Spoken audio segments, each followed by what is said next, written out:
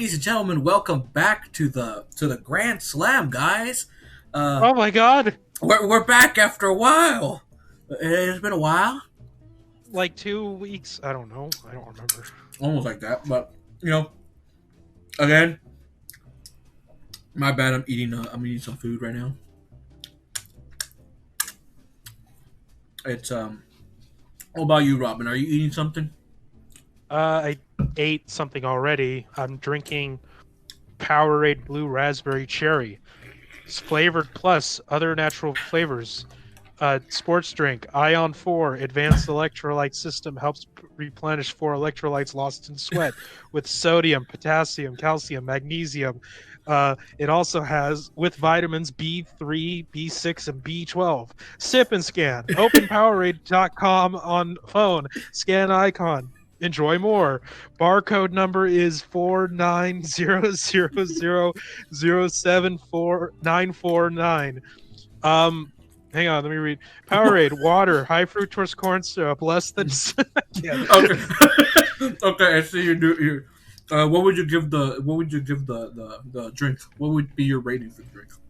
Well, it's my favorite flavor from them, so it is a 5 out of 5 stars. Nice. I'm eating some nice tacos. Nice tacos. My dad was making some tacos, and Nice. with some carne. It has onions, avocado, some cheese, and has some nice salsa he made too. This I would give a 5 out of 5 stars, guys. Which Nice. we gotta. I think we should. I think whenever we get more people and we see more, we could do a food reviews too Yes. with the Grand Slam food reviews. Mm. Mm. Well, would that be good? Mm-hmm. But yeah, welcome back to the show, guys. Hope you guys are all doing good. You're staying safe, staying healthy, loving each other. Um, a lot of stuff has, a lot of gaming news and stuff has been going on recently, which we Yep. wanted to talk about and give some stuff. But we'll go from here and there and everywhere, Which, oh, I should, hold on. We should, You're just Sorry, it's like just how you're eating your food. It's throwing me off. I don't know why it is. it's just tacos that I'm like loving, but yeah, some big stuff happened. We got the that EA Boarfest. We got Yeah. we got Smash Brothers Min Min reveal. We got some games were released recently, which I know Robin played, and I've heard a lot of stuff about, which we'll get into soon.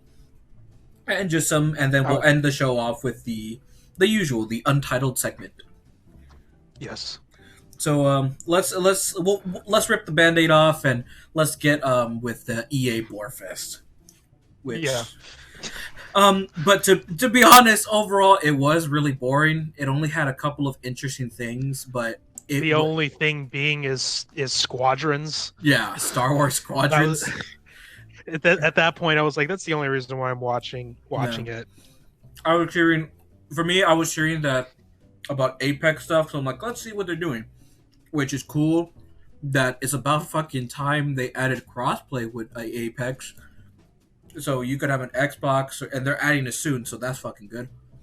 And then on the other hand, which will be interesting to see, and it's kind of a smart move, even though it's still in its early life cycle with Apex, is they're adding it on the Switch. Which I'm like, hey, props to them. Yeah. When I saw they were bringing it to the Switch, I'm like, oh, that's pretty cool, and it'll still be it'll even be crossplay with the Switch, which because oh, that's cool. Because they know how much fucking money Fortnite made on the Switch, especially on the first day it was announced. It made like crazy money that day. And then and now that they know Apex is getting bigger, they want to add on the Switch, which I'm like, okay, finally you're doing that. Other stuff were just this guy talking, and they're like, we can't wait to show you games, man. We're going to have a lot of games, but first, let me tell you about all these games we're going to show you, which are going to be amazing. And I'm like, oh my god, just show me the gameplay. it's like they really mostly showed indie titles, and then like part of it is mostly because, when they started developing on a lot of these newer games that they were supposed to show, it's because the pandemic, it kind of slowed things down. So And like that, like all the indie titles that they showed, I'm just like, I mean, cool. I don't know. I never really, when it came to indie titles from EA, I never really got interested in some of them. yeah, It was for me, it kind of feels like they don't really put that much care, or like they really care for their indies, but they make it seem like they do. I will say the one that kind of was interesting was the one that looks like a Tim Burton-esque kind of game with the in the art style of it. One? It's something with the dice has an eyeball on it, and I'm like, I'm trying to remember. It's coming out. They announced it was coming on Switch as well, which that's how I remember. That's the only one. Okay. And then EA finally is like, oh, now they know where the money's going, which is on the Switch. Where they're like, hey, we're bringing some games in this year to the Switch. I'm like, wow. I know they briefly showed, like, when they were talking about how we can't wait to bring games to the next generation. Yeah. And they briefly showed a bunch of their famous titles, but they never showed any games. Like, it were just small snippets of what they're working on. And then they said that they're working on Battlefield. They showed a brief image of Battlefield 6 and some realistic footage, even though it was all digital, for the next Need for Speed game. Yeah. Which I thought it looked cool, but it's like, why are you showing this and not showing like gameplay or something? Yeah. Which I feel like, in honesty, like, everyone knows what to expect when they go to EA. Not to expect anything really big or crazy, because it's like you're gonna go in for something really boring. Yeah. Maybe with some surprises, something cool, but sometimes the surprises can be really, really lame. Yeah. Hey, sorry. But it's like let's talk about one positive thing that came up. Well, there's two in my opinion. Yeah. Okay. We'll get to the big one we'll talk about the big one in a second, but like the thing at the very end, which I know a lot of people were like stubborn about, like, why did you just announce it like that and not have like a big kind of reveal thing? But it's like, the same as like, dude, I'm just happy we're getting one at all, and that's the next Skate game. Yeah, which I guess it's like everyone in the whole everyone like on Twitter and social media like begging and wanting Skate for so long, and then I feel like the way they made it seem like it was like, okay, you guys got to prove that same day, and I want you guys to announce it on that day. And they're like, hey, we're announcing that Skate's coming back, which I'm like, hey, badass. I've never played the Skate games, but I know a lot of people really love those games. They're just fun to play. Yeah. And with that, I guess there's not much they can show because it's still like in very early development. So I'm not expecting this game to be shown fully until like 2022 at the least. Yeah. That's my thought. Yeah, I think because of this pandemic, it's going to cause a lot of things to slow down in terms of gaming production. But yeah, I'm not expecting to see any gameplay of it until either it's probably going to be leaked next year, close to the end of the year, and it's going to be like alpha footage, and then we'll get a reveal trailer the following year. And then I don't think it'll release until probably 2023, 2024. Yeah. So, yeah, but the cool thing is it'll be for next gen, so that'll be interesting. Yeah. That'll be interesting to see. The biggest one that was, like, actually the cool one, that was kind of cool, the big one, which that was kind of the reason we all saw it, was for Star Wars Squadrons, it's called? Yeah. Star Wars Squadrons. Like, as much as I think it's a bit boring that they're focusing on the Galactic Civil War and they only are focusing on 4 specific classes. Like you have your X-wing, your A-wing, your I almost said a B-wing because they don't have that. Your Y-wing and your scout ship, as well as your TIE fighter, TIE interceptor, TIE bomber, and then TIE supplier, which I can't remember the full name of it, but. Yeah. I kind of wish with this game that the thing the thing that is like at first when you hear that, it's like, oh, okay, it's just gonna be the Galactic Civil War again. But then when I watch it, I'm seeing how they're doing it for first person and how the gameplay mechanics will work. I'm like, this actually seems like it's gonna be an ambitious game to do, especially since like there's points where like you can change where your power goes to from either your shields or to your blasters or to your engines. Yeah. So, and you can balance them out, or you can make one more powerful than the other, and that's what I think is kind of cool that they're adding to it. I'm also kind of hoping that in the game that eventually they'll add more fighters, not just cosmetic stuff, but I wish they could add more spacecraft you can use, like the B-wing, for example, or like a TIE Defender, or any of these things. Like there's so much stuff that they can play with that's in Legends, or and you can, or not even that, some that are not even in Legends, like the TIE Defender is now canon. You can use that. There's a bunch of stuff you could use, is what I'm saying. Yeah, and they can play around with it. I feel that this game, the way it's you're inside the cockpit of it, I feel like you're gonna have a better experience with the game in VR than on any console. That's what I feel like. That's going to be the strong suit of the game. But at the same time, I think like they're trying to make it. I think they're trying to balance it, so it's like it's fun to play either way. Because what I also like about it is that it's cross-play compatible, even if you are using the VR system. So, like my brother may get it. I don't know if he is going to, but if he gets it for PC, then I can get it for the PS4 and we can play it together on. Through crossplay, because I want to get it for my PlayStation 4 so I can play it in VR. Yeah, I forgot, and it actually comes out in a couple of months in October. Yeah, in October, I think, because they were almost done with it. So, and I'm glad that they showed it and they're ready to release it. Which is actually pretty good. And I guess, what would you overall give EA's whole conference with all that in mind? Are you trying to make me laugh, or I mean, I'd say the people want to know. They want to know, what would you give it? I'd give it like 2.5 out of 5, because I give it maybe a 3, but that's only because it's like just barely because of Squadrons and then the added bonus of Skate 4 being revealed.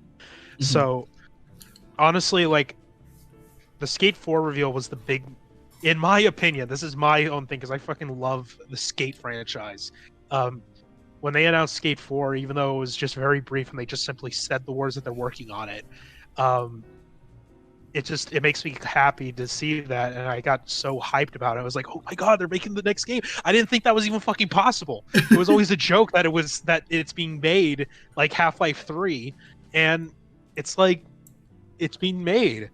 And I'm just happy that like when they said you guys commented it into reality, and it's like I'm just thinking like, oh shit, like it's because we kept fucking saying we want to see Skate 4, or we kept saying like we kept joking about it, that it actually came into fruition. So that was basically, even though EA is a shitty company, Skate 4 coming out was because of the fans. That's true. Which I think is amazing to think about. That is. I guess there wasn't really that much for me. I was like really, really getting close to boredom in the show. It wasn't until like Squadrons was shown, and it was like I was cool with Apex. I'm like, okay, that's pretty neat. And then like overall through the show, I was just getting really bored. I'm like, just show fucking Star Wars. I'm not a big Star Wars fan, but I want to see how this game goes and how it plays. And I'm like, and for me, I'm really intrigued with it. I may get it when it comes out, when I get a PS5 or an Xbox Series X, whichever it is. and I'll try it out and I'll see how it goes. But I'm overall, wondering what. wondering what? Uh, okay, that's what I figured. I was wondering what engine it was running on, and it's running on the Frostbite engine. Oh, All right. What were you saying? I probably give the show like 2 stars. It's Okay. yeah, just two. Some it really didn't catch me myself. So Actually, now that I think about it, especially with the math in my head, I think it's more for me. It's more 2.5, and that the 0.5 is again because of skate. yeah, But yeah, I think I would keep mine at 2.5. I'm gonna yeah, go with that for sure yeah. instead of teeter tottering. So Teeter tottering. Speaking of ratings or teeter tottering, I don't know. A certain game just was released a while ago, and I oh know yeah, Robin has played it. I haven't played it, but I basically kind of know the whole premise and what I was spoiled with. I spoiled myself to see it because I don't have a console. I don't have a PS4 to play myself, which was the Last of Us Part Two, yeah. and Um, a lot of controversy with this game, mostly on. It started with the game script leaked online, and it and was because I thought the main reason was because of the controversial stuff that because of of a certain character, but in fact, Mhm. it's not just that. A majority of people being pissed are all focused on another character getting killed. Yeah, So slight spoilers because it's kind of tough. I feel like it's kind of tough without talking major spoilers with this game. Um, it's yeah. it's kind of a it's a it started off with the script leaking itself, and a lot of people that kind of made a lot of people don't mind the I guess they don't care for the spoilers, so they read it, they didn't like it, and a lot of people canceled their pre-orders. And then people on videos made it online saying, "Oh, this is so bad." I'm like, "Why would I even want to buy this game and play it and shit and whatever?" And I was like, I heard a lot of people didn't like it. I know you were telling me about it, and then when people got the game, it didn't change the fact of how big this game sold. I think it's I believe it's the best opening selling. I want to say it's like a box office weakness. It's the best opening day PS4 game to sell more copies. It Yeah, beats Spider-Man PS4. yeah. It sold like I think like 4.8 million units. I want to say. I think so. Yeah, But I just think it's funny that even with all the canceled pre-orders, it still beat Spider-Man PS4. yeah. Um, and And like and then people review it on Metacritic, which on Metacritic I think it has a 93, which is like a must play. But then the user score is like so low. It's like a 3.9 or 3.8. last I checked, it went up to 4.4. 4.4. Um, yeah, And but for me personally, when I saw that, I'm like, whoa, what's going on with this game? I'm like, what's like a lot of users being mad about this? Because I see how it is with Rotten Tomatoes and those scores, but I don't really. it's at a 4.7 right now. Yeah, and I'm like, the last time I saw a game get review bombed, um, there probably was more, but I don't can't remember. But the only one that I can remember right now It's is Pokemon it's Let's Go Eevee and Pikachu and all that. That was the last review bomb that I saw. it's it's really split between positive and negative ratings. Yeah. Like it it is by it is by 10 points, like plus a little bit, because Mhm. like positive ratings is about 41% and then 54% negative ratings. So it's really split, kind of, Yeah. despite it saying a 4.7. So I understand a lot of the reasoning behind of people being upset. Let's go away from the let's okay. First of all, I'm going to be saying some spoilers for Yeah. this, For so anyone, because it's hard. if you guys don't care for spoilers, and you can stick around and listen to it. But if you do, then just be warned. Robin is going to go into spoilers with this to give us to explain ourselves and do it kind of like give everyone an understanding of like what's going on with this game and what with people anger and all that. So you're warned. Yeah. Go, Robin.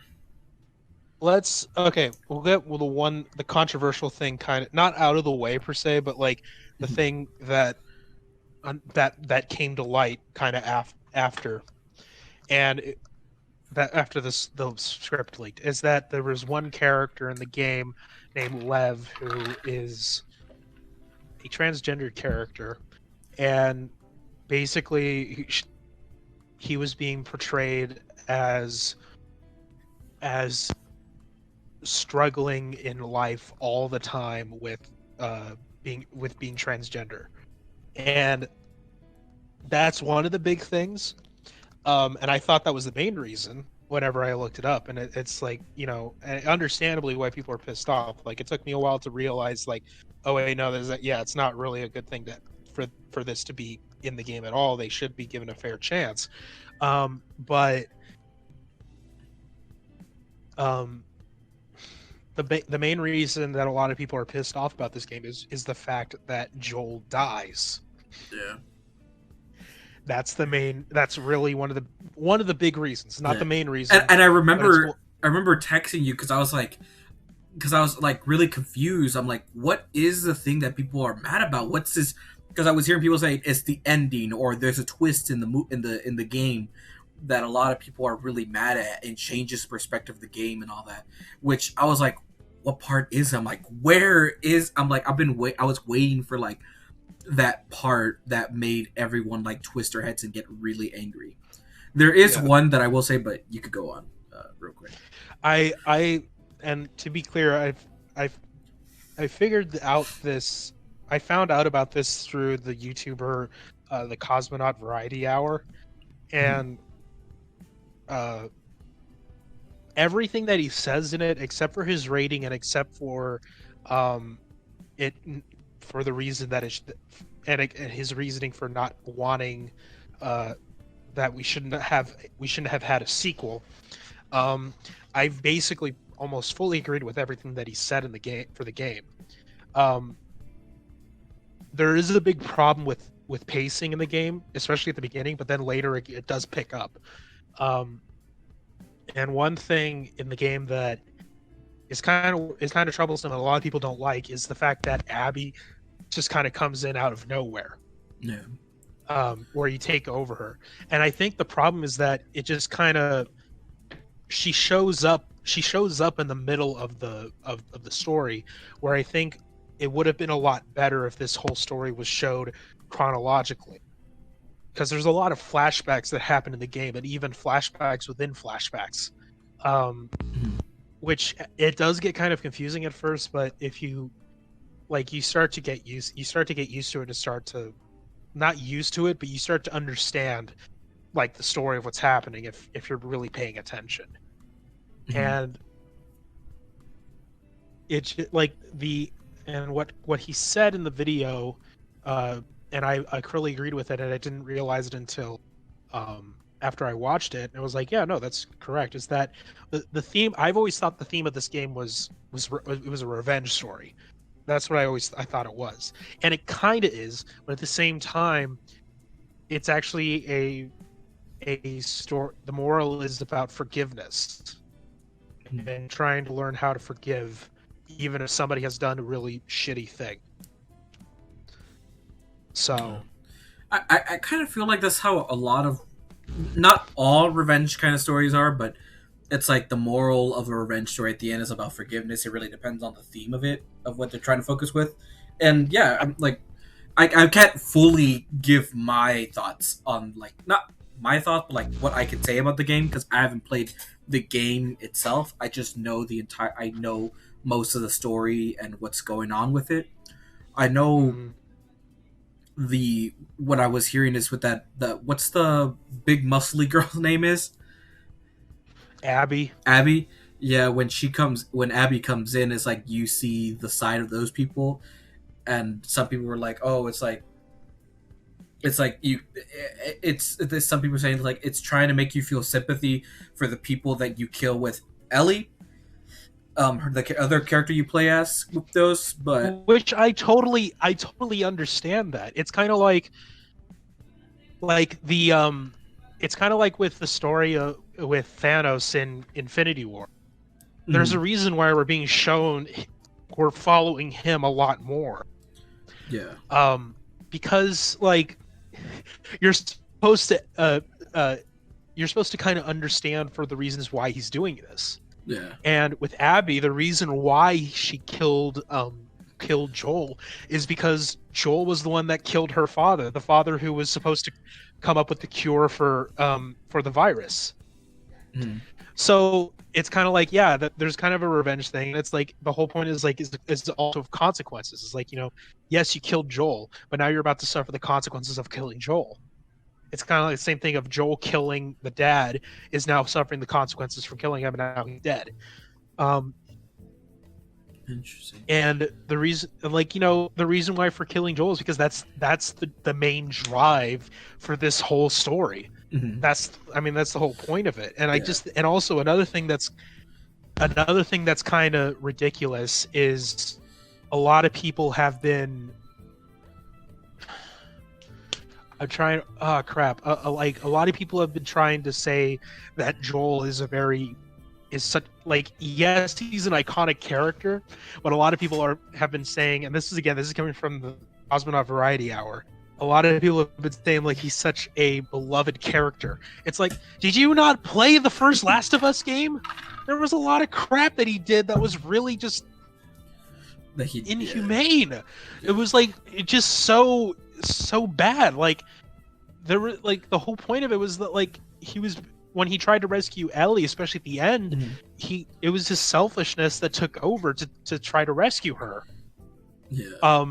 And I haven't played The Last of Us, the first one. I've only played like the small beginning because I remember I was with my cousin and they had the mm-hmm. game, and that's the bit I played, but I haven't fully played that game. But I promise I'm gonna play The Last of Us when I get the PS5, since a lot of it's gonna be compatible with those. So it's just really, I don't know. I think that the reasoning of people being pissed off of that it's bad because Joel dies is I think it's really stupid that people are really pissed off because of that reason. My whole thought before I kind of figured that was kind of the reason was I thought it was because people didn't like Abby. I thought that was the reason people were mad about that part. So and they kind of were. Like there is a point in the story where Abby goes with Lev's sister to rescue Lev from the island they come from in Seattle, and really there was really no point to having that at all. Mm-hmm. It also kind of helps with the idea of there's reasoning why it should have been in chronological order, because you see all these characters, because first you're playing as Ellie before you play as Abby, where you're going and you're killing all of Abby's friends. Yeah. And it kind of takes away from when you're playing as Abby and you're seeing all these people that, oh wait, no, that person gets killed, that person gets killed, so I already know what's going to happen. I have no I have no connection with those side characters because I already know that they're dead. Yeah. So because it's kind of like that's what I was kind of seeing with like the game is what I was like looking at what I was seeing, where it's like I feel like the game was trying to make you sympathize with the other side, the Abby side, like the people that she's around with when you use Ellie and you kill them. But I guess it's for me personally is like sometimes I can't take that and I can't feel bad for an NPC because it's just an NPC that I have to kill for the game, the mission. It's mm-hmm. So it's like I guess that's what I thought. That's what my initial thought was about Matt. So I was like, okay, I can understand that. It's like, yeah, I personally, I was like, if it's a mission, it's a mission. I'm like, I'm not going to feel bad for like an NPC that I'm never going to see again. But then I kind of saw more of the whole picture. But it's so weird because like there's always this one game where I've had a big connection with the characters in. and it's going to be kind of right out there because it's because of what the game is, and the one game where I felt a real big connection, and my brother can say the same thing too, felt a big connection to with the characters, was Call of Duty 2 Big Red 1. So in Big Red 1, you're just playing with this one squad, with this one American squad with the fighting first, and throughout the game you're getting a connection with like Dempsey, who's a support class, and with Brooklyn, who's a wisecrack, and with Kelly, who wears glasses and is very nervous about being in this war at all, who eventually sees to become the commander of the squad because Sergeant Hawkins gets killed. And it's like the fact that I remembered all the names to those from that game shows you how memorable a game can be.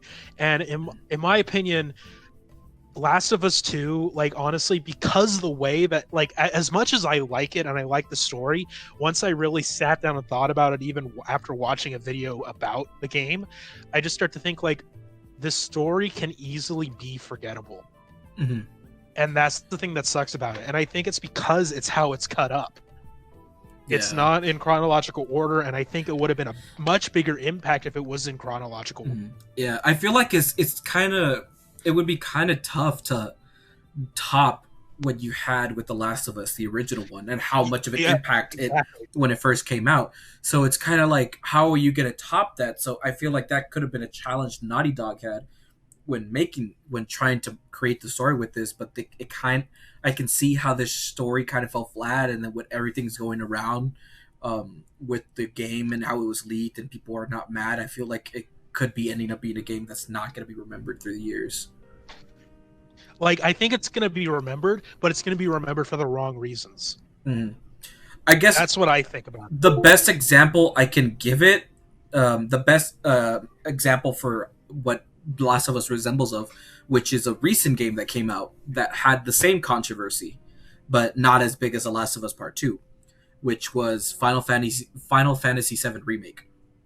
Oh, yeah. When that game came out, which, also, spoiler alert for Final Fantasy VII Remake, but kinda spoilers. Yeah, big spoilers, because... Ready? Okay, yeah. In the game, the way it's called, the Final Fantasy VII Remake, it's not just... remake and remasters are always difficult to, like... It's all over the place. It's hard to define it. But with this one, remake literally meant, like, even the story itself was changed completely. So some people went into this game thinking that they were going to go relive Midgar and everything this game was going to offer. They knew about it was only going to stay in Midgar in the beginning of the game, but they weren't expecting the story itself to completely change at the end, which it leaves the second part of Final Fantasy VII to something where people don't know. And a lot of people like it, but there's also a lot of people who don't like it, like, they hate it.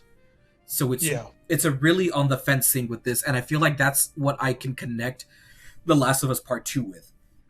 They're two big games that were really anticipated from people, but in the end result, it's like, how long are we going to remember this game? But on one hand, I feel like Final Fantasy VII Remake will be remembered a bit more than The Last of Us Part 2, because since it is also kind of a remaster and remake of an original classic RPG from PlayStation. But that's just me of what I think of it. I also think, like, to close this off, I simply think that people not playing it because of the controversial thing, because of Joel dying, I think it does those two specific reasons. I feel like people should still play it. Yeah. Because sometimes, like, because the way you hear it, the way you read it, it doesn't come off the same as it does on screen. You may read it on paper, but you don't know how it's going to be.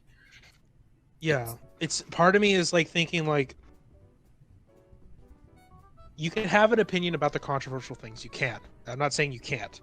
Yeah. But if you're going to be dissing the game entirely, and you haven't played those parts that are separate from the controversial thing, then why are you rating it on Metacritic, first of all?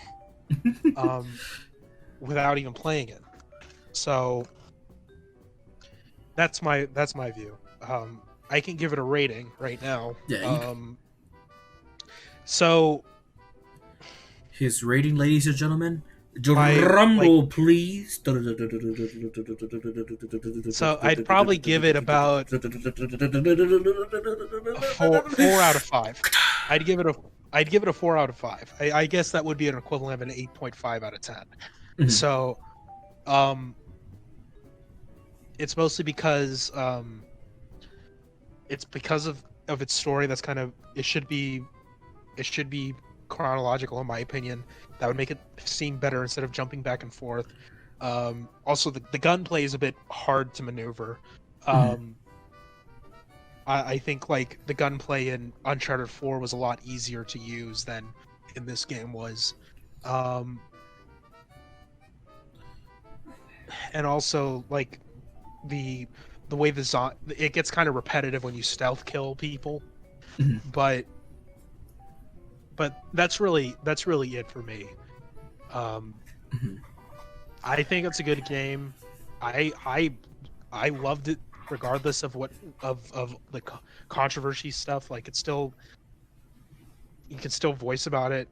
Yeah, it's a problem. It should be fixed. What happened should not have happened, kind of thing. Yeah. But and it's hard for me to say looking around that, but it's like, but no, looking around that, if you're looking at the story, for me, I just enjoyed it a bit more. I thought it was good. I also disagree with the fact that I think there should have been a sequel to the first Last of Us, because it kind of left an empty thing of what's it called? Ellie feeling empty about something, or something like. Yeah. There's just something about it, but that's my thing. That's my score. So, speaking of things, my God.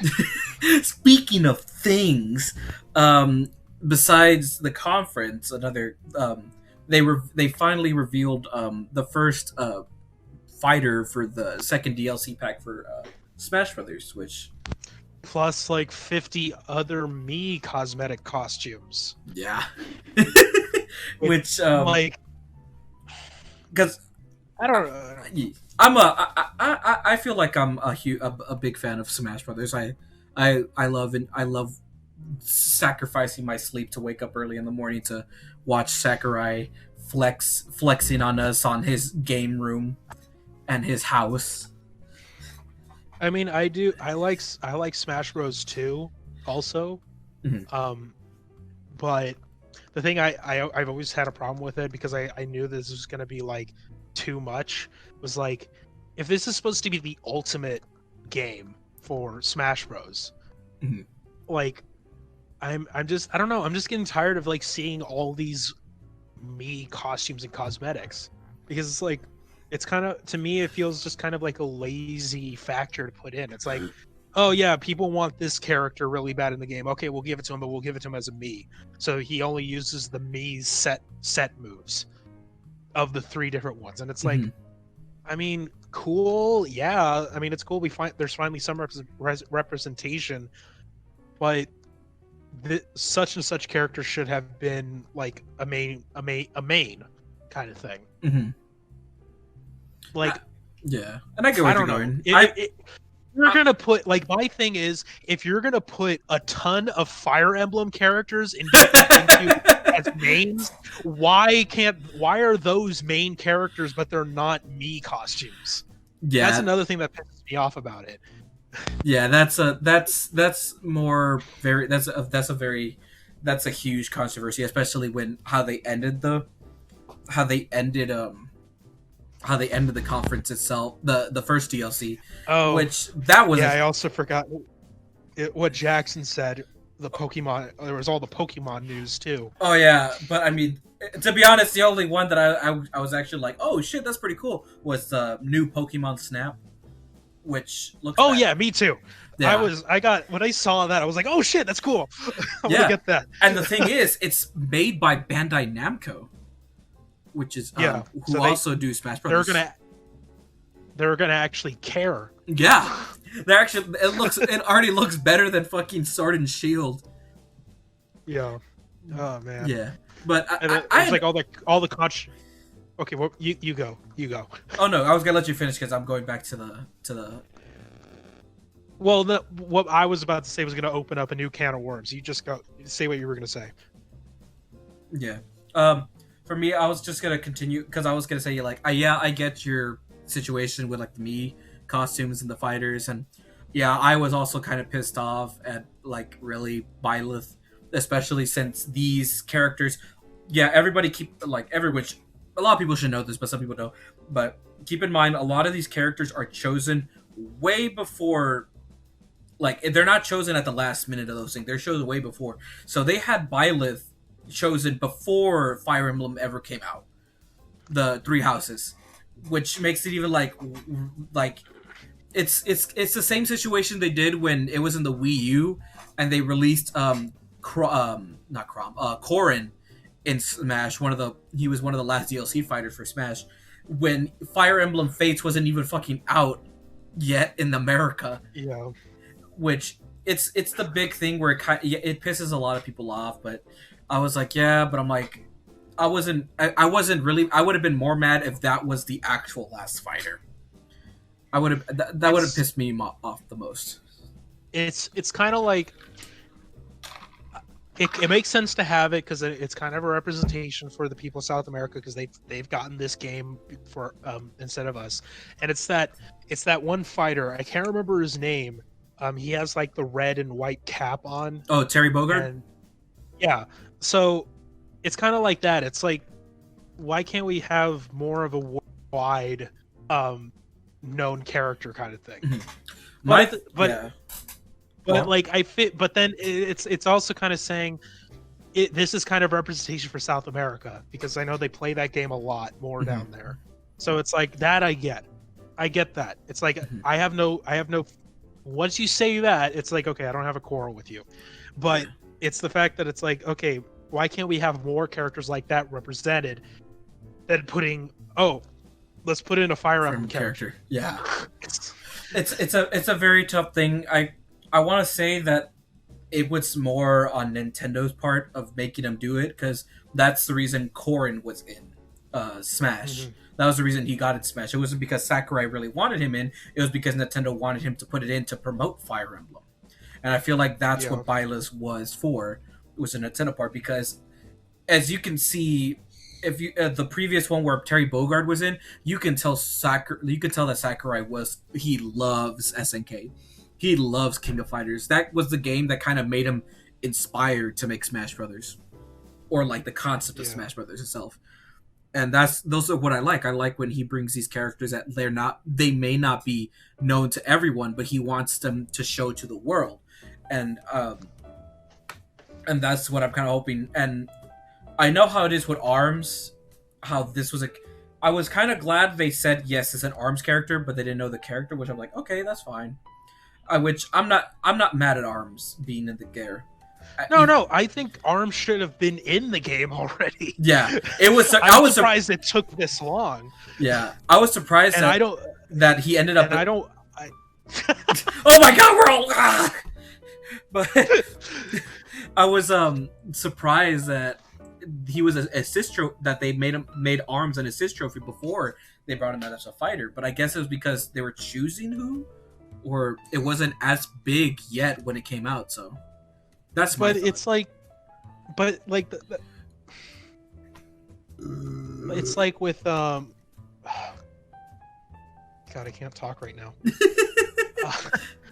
I think it's just kind of crazy that like ARMS should have been one of the ones like Dragon Quest. Mm-hmm. Like who fucking asked for Dragon Quest character to be in the game? The Japanese. But but like that doesn't represent everybody else that plays this game in the whole world.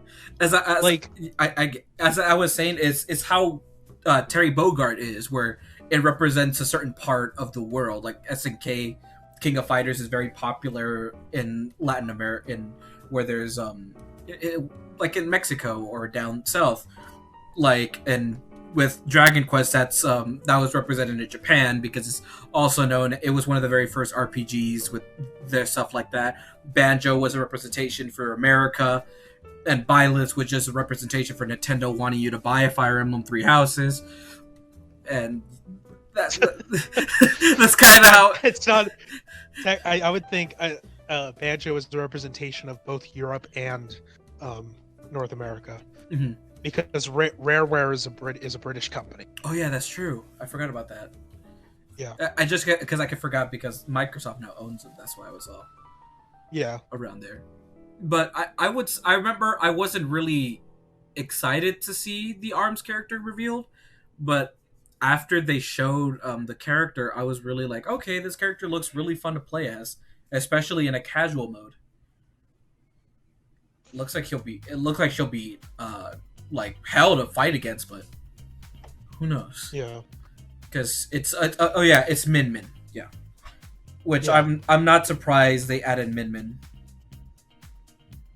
I still think that I just think that the timing is they should have had some representation from the game way before. Like that's the thing that's just so stupid about this whole thing. Like that's one of the main reasons why I'm like starting to dislike it is how they're revealing their characters in the timely fashion.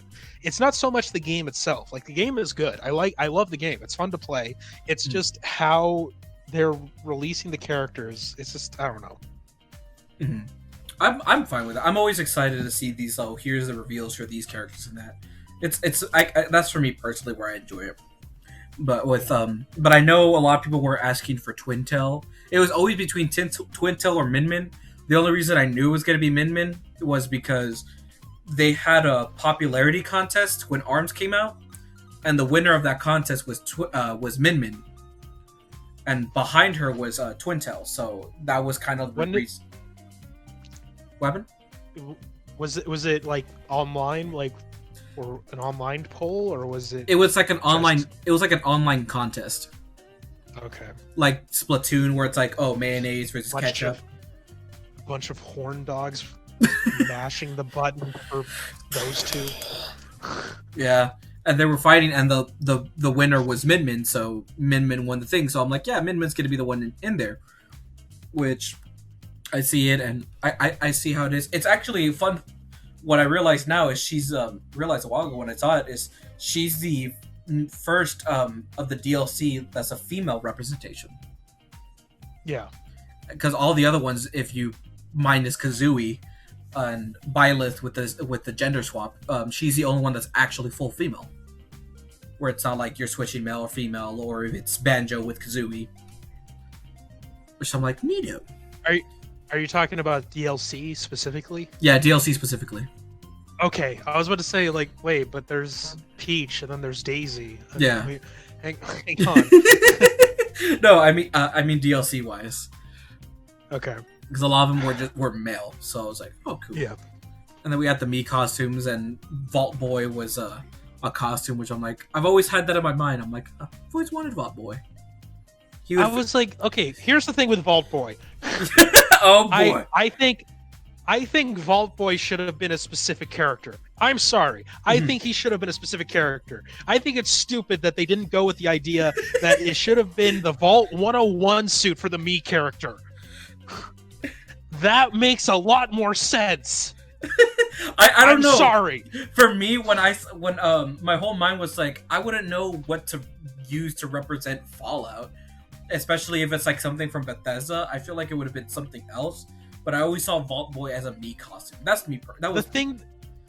But the thing that also pisses me off is that when they revealed Vault Boy, is that it said Smash Bros. X Vault Boy and not Fallout. Apparently, in America, we're the only place where it got Vault Boy, and everywhere else in the world it says Fallout.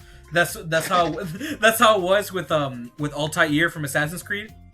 We all got Altair, but like in other countries, they got Assassin's Creed, which that's one thing I think is weird. Yeah. Why Altair? Why not Ezio? He's the more popular one. I was confused with that too. I guess it's because he's the first, unless they have unless they have something more. But I can't say. I mean, like, but that's the thing, though. Ezio's more popular. He's in every single, like, his costume alone is in every single Assassin's Creed game as like a Uplay bonus when you keep playing the games after Ezio's timeline Yeah, finishes. he's a very popular Assassin's Creed character. Hell, he's in Soul Calibur, not the newest one, but he's in one of the Soul Caliburs.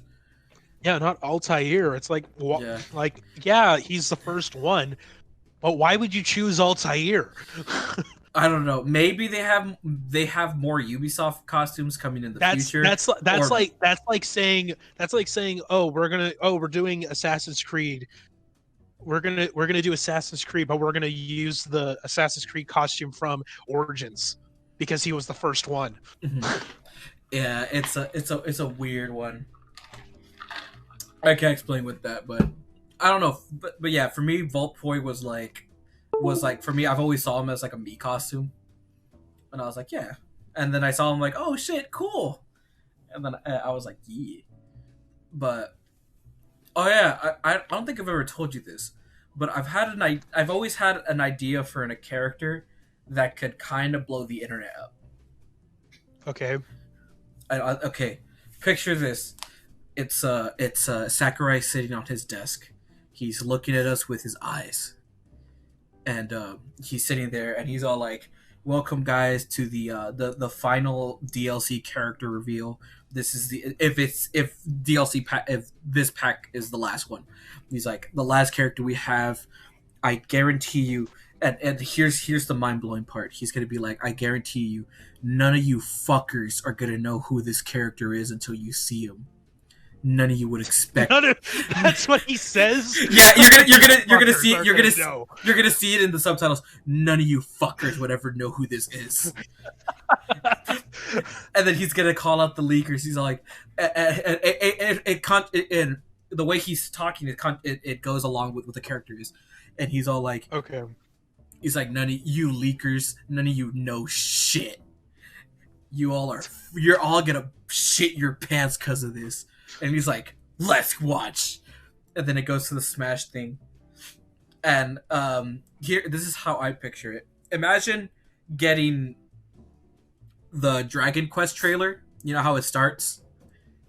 Yeah. Where it's on the horse or something, and it's like, okay, so it's like some character is fighting, and it's like Mario or Pikachu or someone, and they're like they're like evil, and it's like going bad, and they're like, oh no, like someone's getting injured, and they're about to get killed by someone, but then out of nowhere, you see a rocket launcher come in, and it goes, bam, and it blows up, and it launches the evil Mario or Pikachu or whatever away, and it's like, okay. and they're surprised, like, what? Who's this?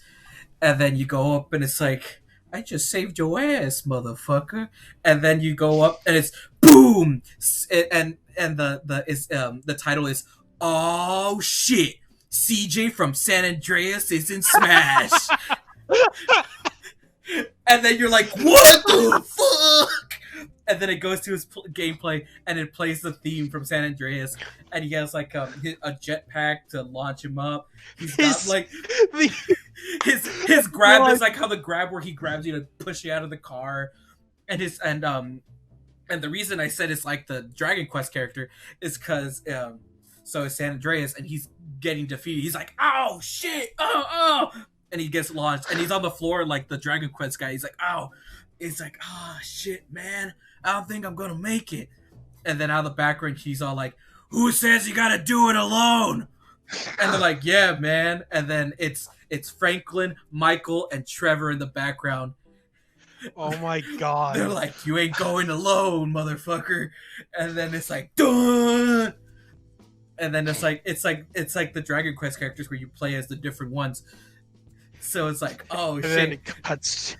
And it cuts to the Smash logo. Super Smash Brothers Ultimate Cross GTA.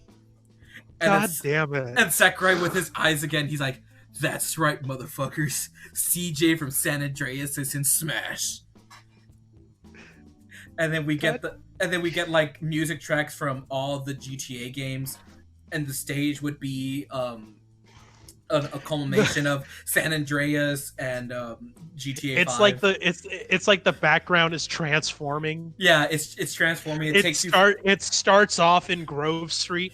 So like what it happens is you fight in Grove Street, like and then and it has like two other characters floating oh god, it has two floating platforms, and then you're fighting in Grove Street, and then the platform starts to lift up out of the cement, and it takes you flying through San Fierro and through Las Venturas and Area 69, and then it takes you through there's like a weird portal design, and then it takes you to the HD universe to GTA 5. And then what I was thinking is like I like how the stages that they've done for the DLC so far always has like background characters in theirs, like in Terry. So I'm thinking like in the background, you'll see Ryder and Smoke. Yeah, and then when like when I'm thinking of the stage, it goes to every GTA that it's gone from. So you'll see like characters in the backgrounds from those games and from GTA. Tommy 5. Vassetti is in the background. Yeah. Can I order a number? Oh my god. And then it's like it shows like, the characters, and then the Mii costumes would be what's the guy's name that's he's in the memes? Big Smoke. Yeah, Big Smoke. You get to dress as Big Smoke. He's like, I like to order a number 5, 2 number 9s. I'll have 2 number 9s, a number 9 large, a number 6 with extra dip, a number 7, 2 number 45s, 1 with cheese, and a large soda. And the final smash, I feel the way they'll be unique of the final smashes, it'd be all of them together, but like with the other characters they work with. So you'll see Big Smoke with CJ, and they're beating up the character. Or I told you to follow the damn trick, CJ. Oh shit. Oh my god. And that's how you end the Smash DLC with GTA characters. That's my idea. Well, Edgar, I'm here to tell you straightforward. I hate it.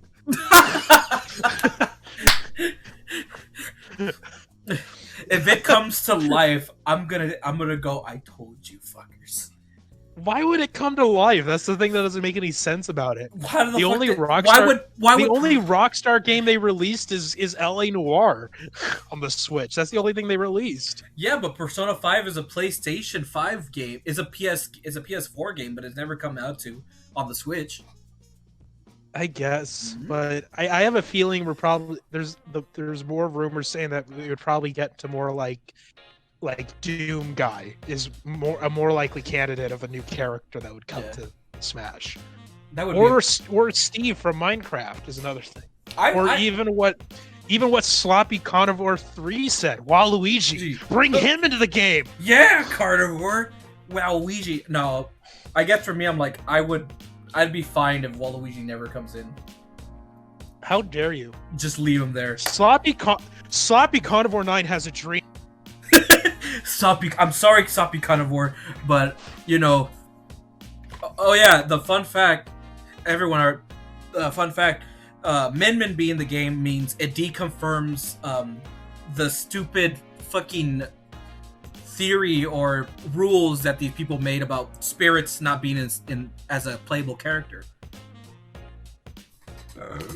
Yeah. All right. Well. That was. Thank you for adding him. And to end this off, we're gonna end it with the untitled segment, ladies and gentlemen. Yes. So I just like it that it's just. I like it that it's just called the untitled segment. Hey. I'll keep it like that because I can't think of a name. It's the untitled segment, ladies and gentlemen. So. All right. I think it's my turn this time. Yeah. What have you recently watched, seen, or played? Well, I just played and finished SpongeBob SquarePants Battle for Bikini Bottom Rehydrated. Oh, shit. And it is really good. I don't know why GameSpot and IGN are giving them such really bad reviews. By bad, I mean they're giving them gave it like a 1 and a 2 out of 10 for some reason. I was very, very skeptical on getting it for Switch because I've heard I've only heard bad things of the Switch port, and that's because of the day one update you get, which I understand, and that's because I saw the review from Game Explain, a YouTube channel, and they were giving it a bad review. But I'm like, I guess it's for the because I was like kind of scared for getting the Switch, but I'm like, maybe it's better on the other systems, and I've been seeing like very average or mediocre reviews, but I haven't read or seen other people review it. But it's because like the thing that's it's original writing from first 3 seasons of SpongeBob. Mhm. So the writing is like how it used to be. Yeah. Like I it used remember, to be funny. Yeah, I remember I was watching like the intro of it and it made me fucking laugh. There were moments in the game where I started laughing uncontrollably because it was just like this shit is just funny. It's classic SpongeBob. Exactly. And it's a nice calm platformer game that we've needed for a good long while. Yeah. How is it on especially what's been happening? Where did you what system did you get it for? PC or for your I got it on the PC. PC? How is it on PC? It's good. It runs really well. I really wanted to get it on the PS4, but for some reason the PlayStation they weren't doing pre-orders on the PlayStation Store, so then I was like, I'll just get it on Steam. It was the same thing with Destroy All Humans remake. Yeah. Ooh, that's so gonna be fun I was like, yeah, I'm excited for that one. That comes out next month. Oh shit, really? Yeah, that and Ghost of Tsushima. So I'll have 2 games to review. Ooh, but nice. This because I've never. It's a good game. Mm-hmm. I've never played. Really Good game. Yeah, I've never played the original Battle for Bikini Bottom, but when I heard the remaster with like the Rehydrated was coming out, I'm like, I really wanted to get it, and then I see people review it, and I'm like, what's going on with the game? I'm like, is there a lot of bugs, a lot of glitches? No, it's the reason being is that a lot of people are complaining how quote unquote hard it is, and also because the jokes are not landing for them because they didn't grow up with SpongeBob. So the thing that's stupid is that a lot of the reviews that are doing reviews of this game is that they were doing it. They're comparing it to other remakes. They're not comparing it to the original game.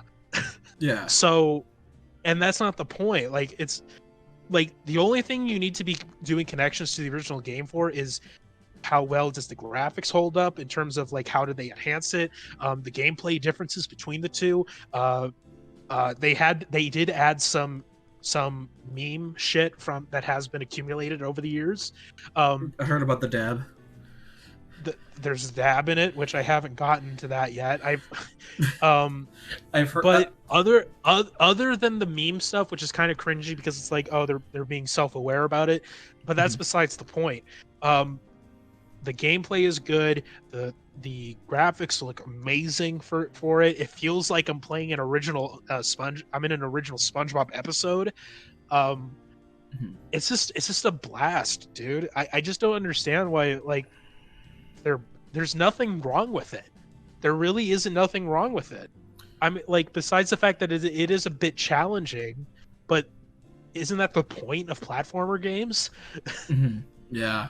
I don't know. But I know what game I'll be getting soon with my next paycheck. Yeah, that's right. Ghost Recon Wildlands. That dude. But what would you rate it so far? I give it a 4.5 out of 5. Ooh. I did hear. I know I did hear only one thing that I understand, which is the voice of Mr. Krabs somehow is not in it. The voice, well, no, in the original one, that's how it was like. In the original one, because they basically took the same audio that was from the original and they re-enhanced it, and like the original actor for Mr. Krabs was not even in the original. Yeah. Same thing with Mermaid Man. Oh yeah. But no, like they weren't originally in the original game. I think they were just probably busy at the time that they were doing it. Yeah. But in the meantime, I mean, they couldn't redo it because of the pandemic, but also it's just to save money. At the same time, the actor who played who played Mermaid Man passed away, and the same thing with the voice actor who played Barnacle Boy. Mhm. But his voice was in the original game, and he's in the rehydrated. Yeah. So, Damn. Interesting. but yeah, 4.5 out of 5. 4. All right. So what did you recently play, watch, or listen to, Edgar? Me, I've been I recently been playing, and I'm still playing. I haven't finished it. The Spyro Reignited trilogy. I'm still on the first game. I haven't gone to part 2 or 3 of it yet. But so far, I'm having a lot of fun with Spyro. I've never beaten the game when I was a kid. I would always mess around with it, and I want to say I played I feel I didn't play the first one when I was a kid. It was either like part 2 or 3. It was one of those. And I remember like messing around with it, and then hearing the Reignited trilogy was getting good stuff, and I'm like, oh shit, I want to get it. And then after a long time, and I'm like, you know what? Let me get on the Switch. I got on the Switch. It runs perfect. It runs great. It does drop a lot of frames whenever you're in the loading screen when he's flying. That's the only part that I can say. But other than that, I'm having a fucking blast with it. It's a really fun game to play, Spyro Reignited. Okay. Because I was thinking of like, what happened? No, you go ahead. Oh, I was choosing either Crash or Spyro, but because I when I was a kid I did dabble on both, but because I've never had the consoles to play with them.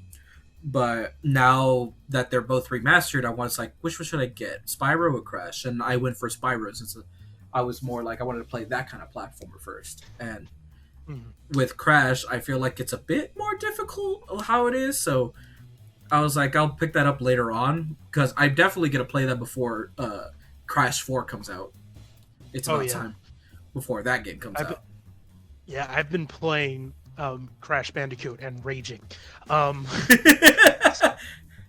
Yeah, but I would, as of right now, I would give Spyro the Reignited trilogy so far a good 4 out of 5. Nice 4 out of 5. Nice solid one. And with that, ladies and gentlemen who are still watching this, thank you all for watching. If some of you did come into the show late, don't worry. This episode will be later on, either today or tomorrow, for sure. It will be uploaded on YouTube for you guys to watch in its beauty glory. Let's get some Pog Champs in the chat. Pog Champs in the chat, ladies and gentlemen. But I do want to say I do want to thank you all for the people who do for the viewers that have been watching the videos on YouTube. It's for me starting, it's been like pretty decent views, which I want to thank you all for watching it, and I'm hoping to continue making some more videos and uploading these episodes on there. And as of right now, since my internet's not as good here, hopefully when I can when I go back to school with the better Wi-Fi that's there for me personally, I could try to do more streaming, much more streaming while I'm doing classes, especially here since I'm busy here. I probably will most likely have more time when I go back to school than I do here with my job, but I'm doing the best I can to give you guys all the entertainment of the episodes and gaming streams, and I promise more of them should be coming soon. Robin, any last words? Anything you want to say before we end this stream? Summer Steam sale has already started and it ends on July 9th, so get yourself some good deals. That's right, and we are not sponsored by Steam. But no, we're not. But Steam, I may be a small channel. If you still want to sponsor with us, I will be glad to. Yes. Yeah. But other than that, ladies and gentlemen, thank you all for tuning in for everything, and I will see you all soon. Bye. Bye. Bye. Wow. Wow. Wow. Pog Champ in chat. Pog Champ. I want to see Pog Champs everywhere. I love you all. Don't do drugs or steal. good people. I think. I think. I think be good. I think that's the moral of the story.